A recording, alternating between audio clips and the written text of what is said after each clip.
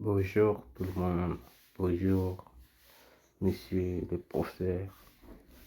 Moi c'est l'élève Makibanga Héritier.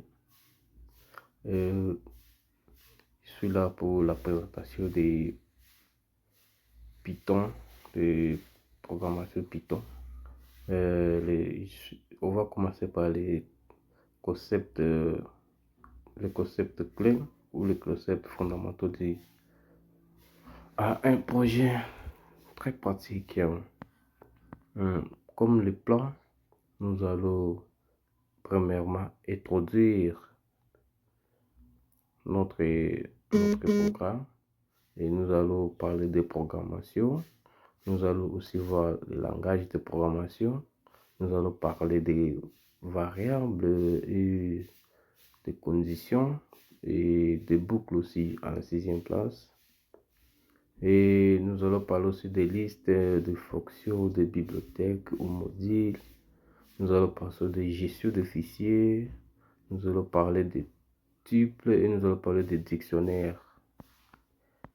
Comme introduction, situé comme le point 1, comme introduction, nous allons dire que la programmation permet de donner des instructions précises à un ordinateur afin d'automatiser une tâche autour ou résoudre plutôt un problème. L'objectif de ces présentations, c'est de comprendre les bases de Python, puis montrer leur utilisation dans un projet réel. Le fil conducteur sera simple. À partir des problèmes, concevoir une logique et écrire du code, tester le résultat. Comme l'exemple de notre problème, nous allons calculer le montant d'une vente en plusieurs devises. En premier lieu, on va définir les données. En deuxième lieu, on va appliquer les règles.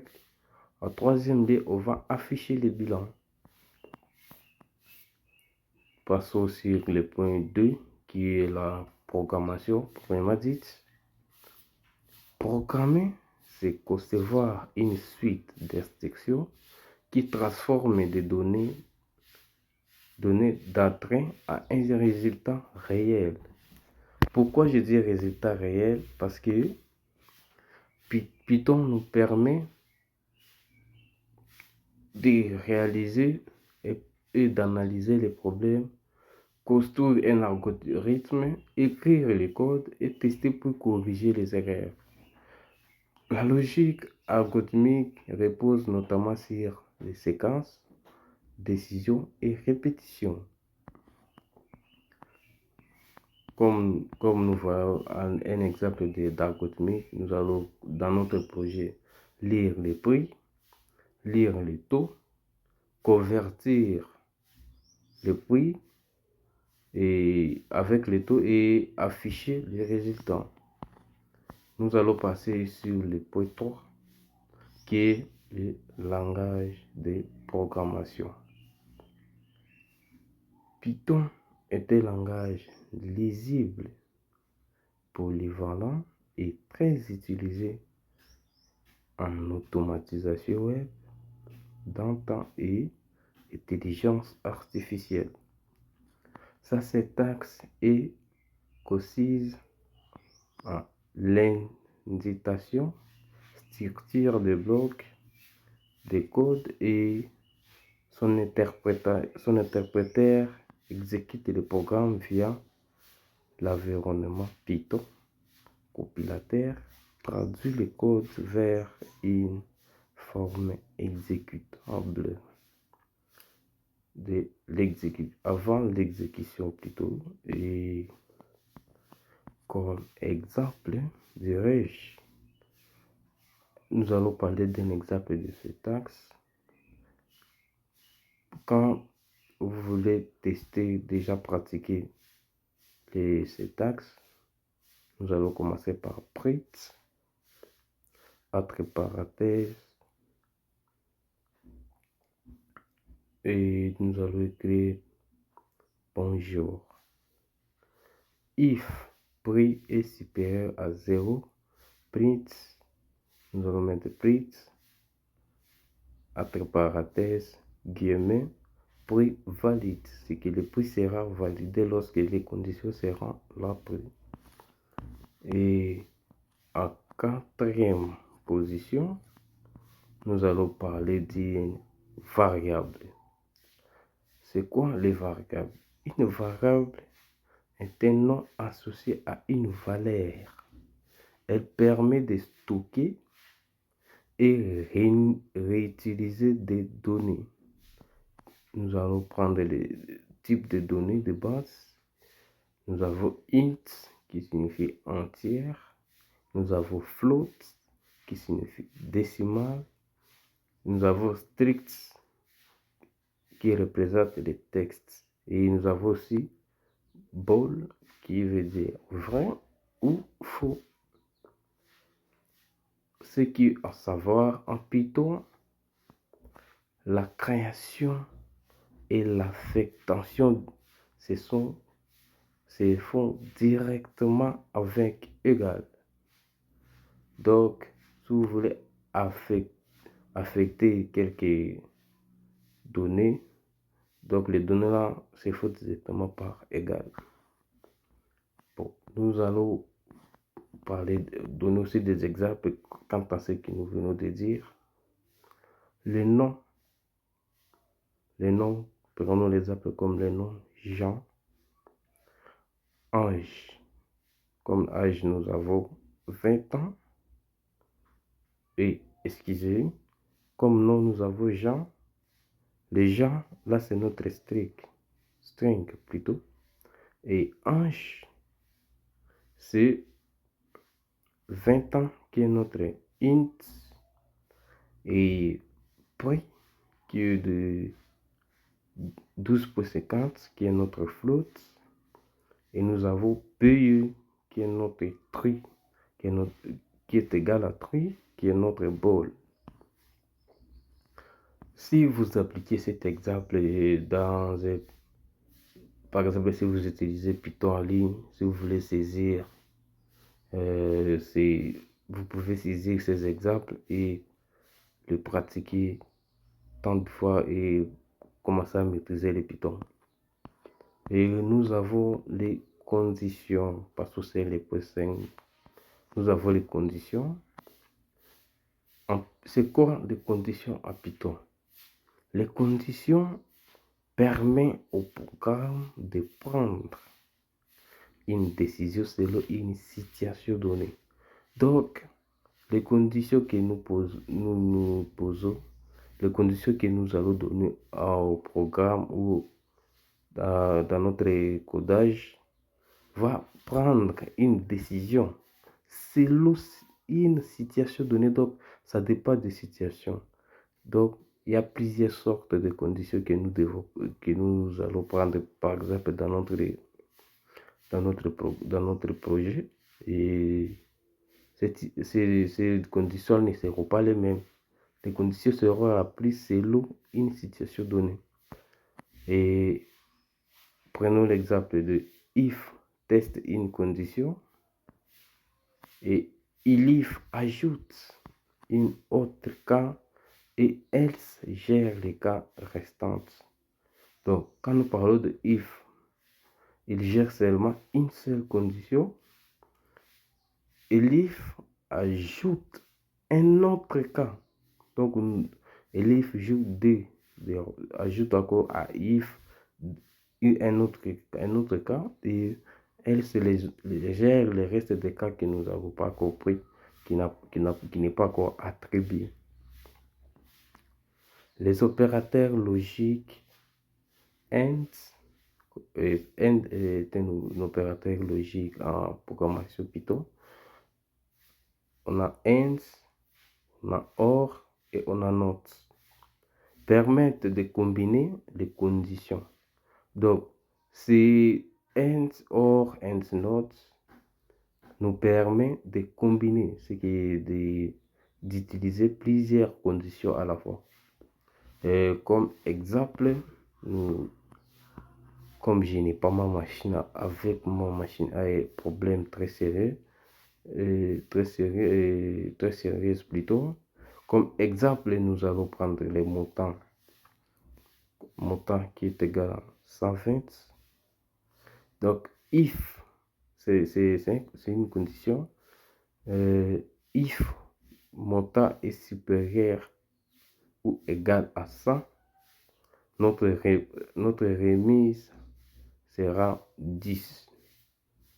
Alors, else, vous comprenez déjà else parce que je venais à peine d'en parler. Si nous disons else, les remises, notre réponse sera 0. Ça aussi, c'est quelque chose que vous devez tester. Vous allez les tester quand vous aurez le temps. Et sixièmement, c'est un concept très important que nous devons vraiment utiliser en Python. Le concept s'appelle les boucles. Pourquoi les boucles? Et qu'est-ce que signifie les boucles? Une boucle à Python répète ce que ça fait la répétition des instructions sans devoir les écrire plusieurs fois. Donc, pour ne pas écrire une instruction plusieurs fois, une boucle permet de les répéter sans devoir les écrire plusieurs fois. Et nous avons aussi, comme exemple, nous avons for. For est une boucle en Python et pratiqué. Donc for est pratiqué lorsqu'on parcourt une collection ou une série de valeurs. Et nous avons aussi while. Donc nous en avons deux. On a for and while. C'est sous des termes en anglais qui est beaucoup utilisé en Python. Donc quand on utilise while, c'est pour répéter tant qu'une condition reste vraie. Donc quand notre condition est vraie, while s'exécute. Et si notre condition n'est pas vraie, while ne peut s'exécuter. Il faut éviter les boucles infinies. J'insiste sur ça, mes amis et les personnes qui vont suivre cette vidéo. Il faut toujours éviter les boucles infinies. Les boucles infinies, nous en parlerons aussi dans les vidéos qui vont arriver à la prochaine. Et comme exemple de boucles, je peux vous donner quelques exemples ici. Désolé. For in range. For in range 3. For in range 3. Les 3 là sera toujours entre parenthèses. Et après la parenthèse, nous avons les 2 points. Et pour exécuter ces conditions, on va l'appeler par print, entre parenthèses, guillemets, vente. Ça sera dans notre projet qui nous allons expérimenter toujours dans cette vidéo. Et je ne peux pas introduire les projets maintenant, je vous en avais déjà parlé au début. Et nous allons entre guillemets, virgule, U plus 1 et nous fermons la parenthèse. Et la réponse qui va s'afficher, ça sera à l'intervalle de 3 et à l'intervalle de 1 jusqu'à 3 parce que nous avons une range de 3. Je pense que vous me comprenez. Et c'est vraiment quelque chose à appliquer que vous allez, si vous les appliquez, vous allez vraiment maîtriser Python. Maintenant, nous allons passer sur les listes à Python. C'est quoi les listes? Une liste stocke plusieurs éléments, vraiment plusieurs éléments, dans un ordre précis. Elle est modifiable. Donc, une liste ne reste pas inchangeable, elle peut être modifiée. Et la liste sera toujours stockée en ordre très chronologique, ce qui est très précise. Les indices commençant en 0 on peut les modifier ou en ajoutant ou supprimer des éléments. Méthode corrigeante, on a input, on a remove, on a pump et on a sort. Comme exemple, je pense que je ne peux pas dire ici ces points très longtemps parce que nous allons en pratiquer dans notre donnée. Comme exemple, nous avons vente qui est égal à entre crochet. Nous avons 100, 200, 80. Ce sont des ventes que nous avons effectuées. Nous avons encore vente en pente, c'est 150. Nous avons vente 0 qui est égal à 120. Pour appeler ces codes que nous allons écrire, nous allons écrire print entre parenthèses vente. Si vous appliquez ça, vous allez voir aussi des résultats. Et j'aimerais tellement avoir vos remarques, vos suggestions en commentaire. Et en 8e place, nous sommes déjà à 8e place. Nous allons parler des fonctions. C'est quoi les fonctions en Python? Une fonction regroupe des instructions dans un bloc réutilisable. Elle peut recevoir des paramètres d'après et renvoyer une valeur afin de les retourner sécuritaires. Les fonctions rendent les codes plus clairs, plus courts et plus faciles à tester. Pourquoi nous disons ça?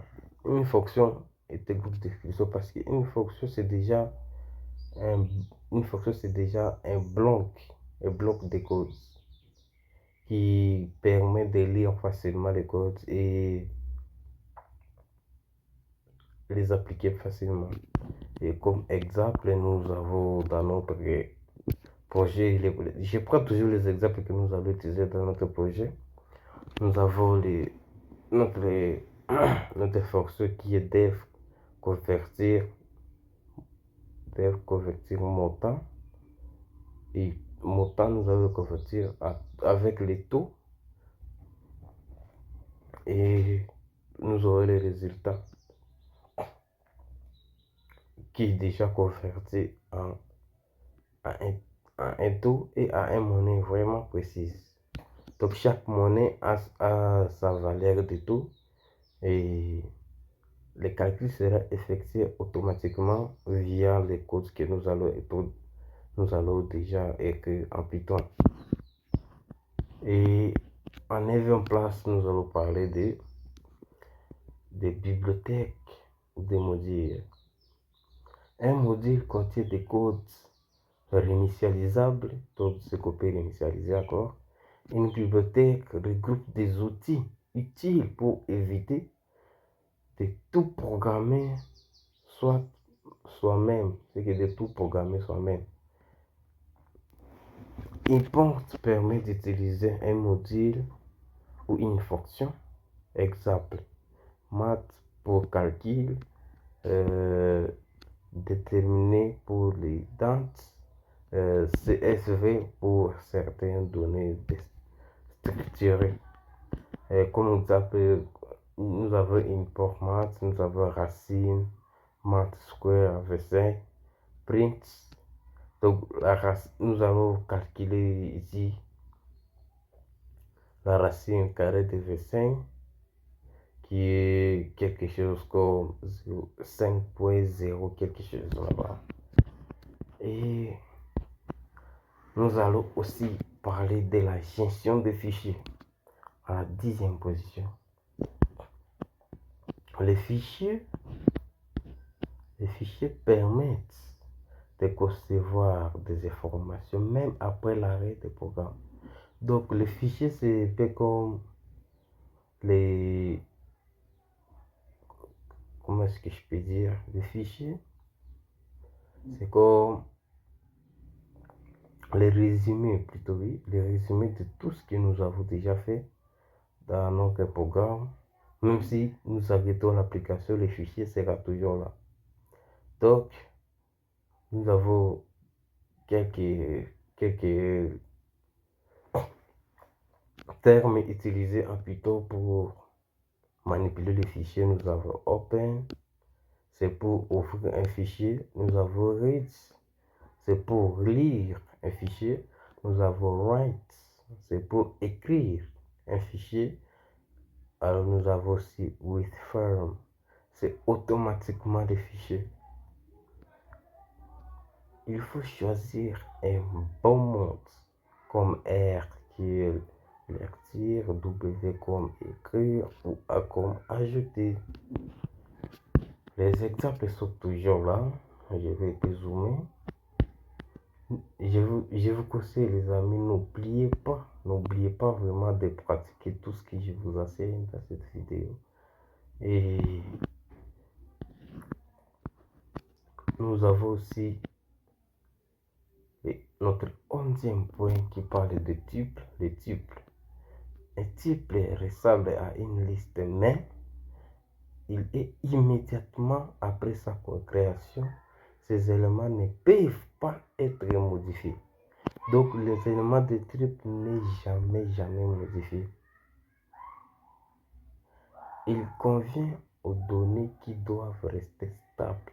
Donc si vous savez que votre données ne peuvent pas être stables, ça sera modifiable, n'utilisez pas les tuples. Je vais les lire en français comme les tuples ou les tuples. Nous avons les syntaxes. C'est pour les paramètres, une liste utilisée généralement de gauche, une liste généralement de gauche. Ça, je pense que vous allez le comprendre dans une vidéo précédente qui va arriver à la prochaine fois. Les exemples sont toujours là. Mais n'oubliez surtout pas de les pratiquer. Et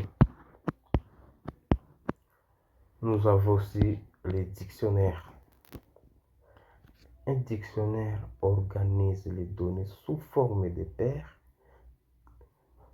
plein valeur. On accède à un valeur, on accède à une valeur grâce à sa clé.